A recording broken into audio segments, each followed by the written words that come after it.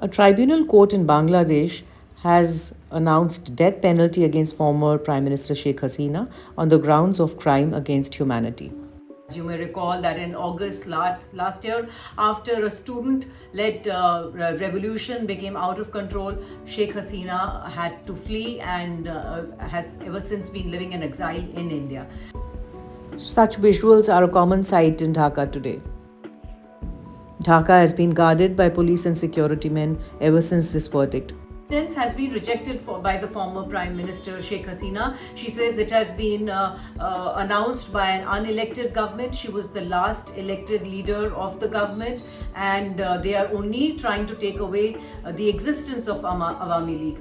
Meanwhile, Bangladesh's Ministry of Foreign Affairs has said that Sheikh Hasina should be sent back to Bangladesh for trial. And their Ministry of Foreign Affairs has also said that it's a very unfriendly gesture on behalf of India to host Sheikh Hasina. Well, what do you think will happen? Sheikh Hasina has been living in exile in India and will be safe. She's unlikely to be sent back to Dhaka. She will be safe in India. The elections that have been announced for February. In the Indian government has always been maintaining that there should be free and fair elections, which mean and also inclusive elections, which means inclusion of the Awami League Party. The interim government and its supporters have all along said that Awami League is unlikely to come back. Seems to be in a state of turmoil right now. Where this is headed, one will have to wait and watch. Meanwhile, the Indian government has said that they have noted the verdict that has been announced and that they want peace and democracy to prevail in Bangladesh.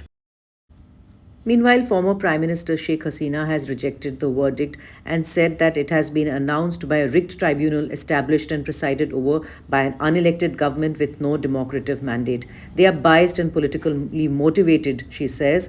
Their distasteful call for death penalty, they reveal the brazen and murderous intent of extremist figures within the interim government to ruin Bangladesh's last elected Prime Minister and to nullify the Awami League as a political force.